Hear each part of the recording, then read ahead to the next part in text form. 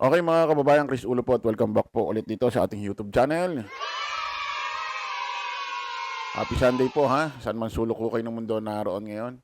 Okay ito mga kababayan, pag-usapan ho natin ito. May kumakalat ho na balita sa social media, ha? Or sa mainstream media na isa sa mga anak ho, ha? Ni Pangulong Bongbong Marcos at First Lady Lisa Marcos ay hinarang daw ho yung sasakyan, ha? Hinarang daw ho yung sasakyan. Ang nakalagay ho kasi presidential son. Marami naman hong marami naman hong anak ho itong si Pangulong Bongbong Marcos. O ilan ba 'yung anak ni Pangulong Bongbong Marcos? Tatlong lalaki ano? Tama ba? Basahin ho natin ito kasi may ipinost ho itong si Chismoso tuloy. Itong si legit ho na magbalita, mag-post sa kanyang social media account. Ha? Ito hong si journalist, ang miyembro ho sa magkakapatid na Tulpo. Ito ho si Ramon Ormon Tulpo, mga kababayan. Palakpakan naman natin. Ah, basahin ho natin mga kababayan, mga kanalays. Pinabulaanan ng Malacanang ang report na hinaras at hinarang ang convoy ng Presidential Sun sa North Luzon Expressway kahapon ng gabi, Pebrero 21, 2026. Nakalagay Presidential Sun. Hinarang daw ho yung sasakyan.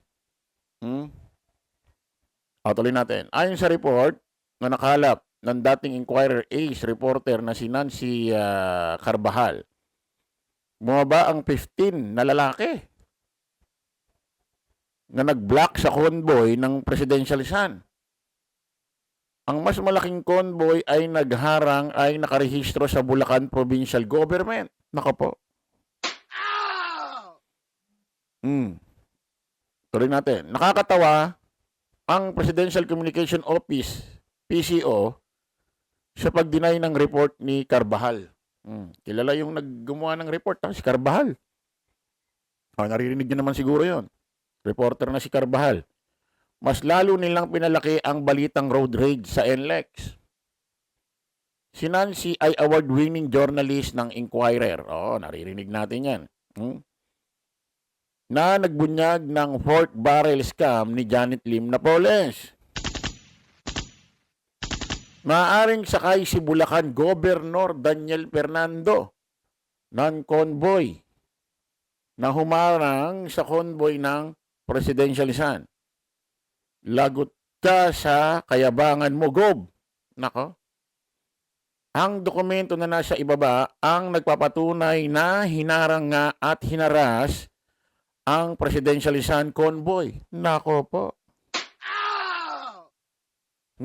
Ito ayon ho sa post ho ni Mr. Ramon Tulpo. Yung convoy daw ho ni Governor Daniel Fernando ho, ng Bulacan ay hinarang daw ho itong convoy ho ng isa sa mga isa sa mga anak ho ni Pangulong Bongbong Marcos. Hindi ho binanggit kung sinong anak siguro lahat naman ng anak niya merong bantay, may security, pero sigurado ang pinaka marami ay malamang convoy ho, no? Convoy ho ni Congressman Sandro Marcos kasi bukod sa anak ho ni Pangulong Bongbong Lisa Marcos yan, congressman din yan. So tingin ko mas marami ang security nito. Siguro, kung may security man ng isa sa mga anak pa ni Pangulong Bongbong Marcos, hindi as in ganun karami. Kasi kung ang naharang convoy ho ni Presidential Son ni Pangulong Bongbong Marcos ni si Congressman Sandro Marcos, imposibleng maglakas loob na harangin mo 'yon. Anak ng presidente 'yon. So medyo maaalarma ka, ba't ganito kahaba ang convoy nito? So malabo, no? O pwedeng isa sa mga anak lang ni Pangulong Bongbong Marcos to na hindi politiko. Na may security siguro, isa, dalawang sasakyan siguro. 'Di ba? Kasi hindi naman politiko 'yon. Ito nga sabi, ang dokumento na nasa ibaba ang magpapatunay na hinarang nga at hinaras ang presidential son convoy. Ito kasi meron hong kaakibat itong poso ni Ramon Tulfo na isang documents na kung saan ay may nakalagay diyan, show cause order. Galing ho sa Republic of the Philippines Department of Transportation, Land Transportation Office or LTO. Ayan o, nakalagay show cause order to, sinend, to Provincial Government of Bulacan. Sinend ng LTO sa Bulacan.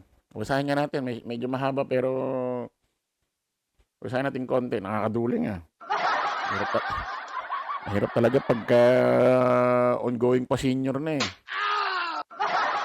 Ayan na, galing ho sa LTO, show cause order. Alam niyo naman ho ang LTO kapag may mga violation sa kalsada, especially viral nag-viral trending or nagbibigay sila ng show cause order. Ayun, show cause order. Para to Provincial Government of Bulacan. Nag-send sila ng show cause order sa Bulacan. Registered owner of a Toyota Hilux with plate number SCC 1290.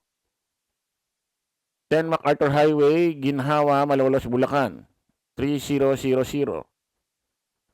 The designated driver of Toyota Hi-Ace with plate number SCC 1290.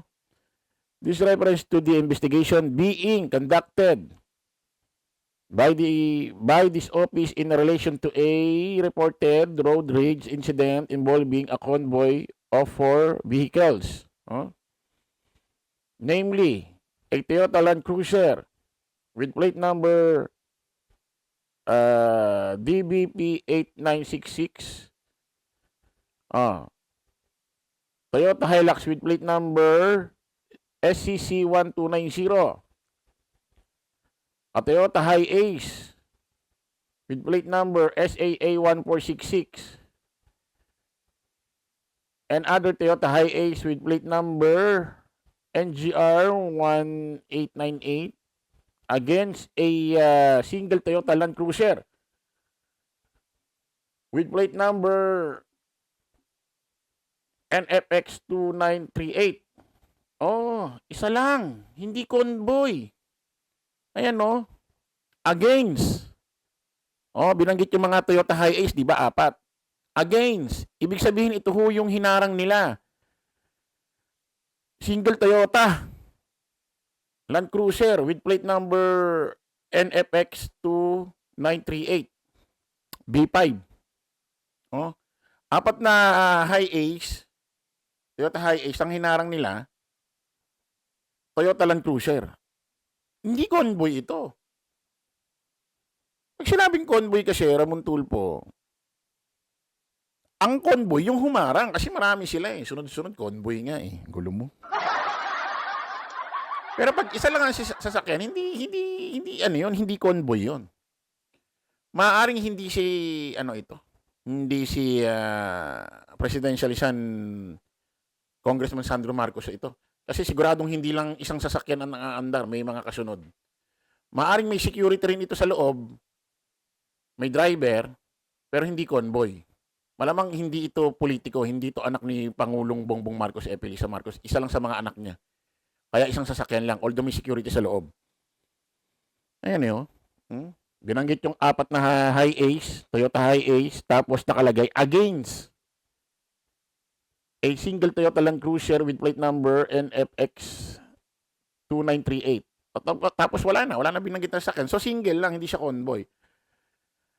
At around 7:45 to 8:45 p.m. of 21 February 2026, along the southbound lane of the North Luzon Expressway and Lex B5, attempt to overtake the convoy which was occupying multiple lanes. The convoy alleged pursue B5 with sirens. Box is in force it to stop. Mahaba pa ito. Ayan mga kababayan, mukhang legit. Mukhang legit ho. Puntahan nyo na lang ho sa post ni Senador Ramon Tulfo. Mahaba ho yung show cause order na pinadala ho doon sa provincial ho ng government sa probinsya ho ng Bulacan. Pero according naman ho sa PCO, PCO sa presensya ho, sa ni PCO Secretary Dave Gomez, babasahin ho natin. Itananggi ng Malacanang ang mga ulat tungkol sa insidente di umano'y road harassment na kinasasangkutan ng isang presidential lisan sa kahabaan ng North Luzon Expressway NLEX nitong gabi Sabado, Pebrero 21. There is no such incident involving any presidential lisan ayon kay Presidential Communication Office PCOO Secretary Dave Gomez sa isang Viber message sa mga reporter. Kumakalat ang mga report sa social media na pasado alas 7 ng gabi, hinarang umano ang tatlong motorcade na sasakyan ang bihikulo na lula ng presidential son sa NLEX. Ayon sa mga ulat, humigit kumulang 15 lalaki mula sa mga sasakyan nakarehistro sa munisipalidad ng Bulacan ang bumaba at kinompronta ang convoy. Naganap umano ang naturang insidente matapos mag-overtake ang sasakyan ng presidential lisan sa nasabing bihikulo. Sa ngayon wala pang malinaw na report ang mga otoridad sa usaping, subalit naninindigan ang palasyo na walang nangyaring ganong insidente. No, ayan ho, yung mukha ni PCO Secretary Dave Gomez. Malacanang itinanggi ang road incident sa sangkot ang presidential son. O tinatanggi raw ng Malacanang dito sa pamamagitan ng PCO at nagsasalita ho rito si PCO Secretary Dave Gomez. Pero nakakapagtaka, ba't binigyan ng show cause order ang provincial office ng Bulacan? Tapos may mga kompletong detalyadong mga plaka pa. Kung sakaling halimbawa, totoo ito, nung hinarang siguro nila, binaba. Nagulat nila, anak ni to? Pangulong Bongbong Marcos. Boss, anak pala yung hinarang ho natin, anak pala ni Pangulong Bongbong Marcos, si natin, kung sino lang, isang sasakyan lang kasi. Sige na, pumasok na kayo at magsiuwi na tayo. Sorry po, Baga, nawawamali, no? Isang sasakyan lang siguro, kung totoo man ito, parang in-underestimate nila kung sino lang. Kasi kung convoy ito, yung marami, 4, 5, ang sakay mismo si Congressman Sandro Marcos, imposibleng babae mo doon. Doon pa lang masisinda ka na kung sino yung nasa loob Nako, kinakailangan mag-explain dito si Governor. Governor, tama ba? Daniel Fernando ba? Tama, no? Daniel Fernando. Saan ba yung ano ni Ramon Tulfo? Oo, tama, sa Bulacan. Kasi naguguluhan ako sa Daniel Fernandez at Daniel Fernando, mga kababayan. Ayun nga. Daniel Fernando. Lagot ka raw, sabi ni Ramon Tulfo.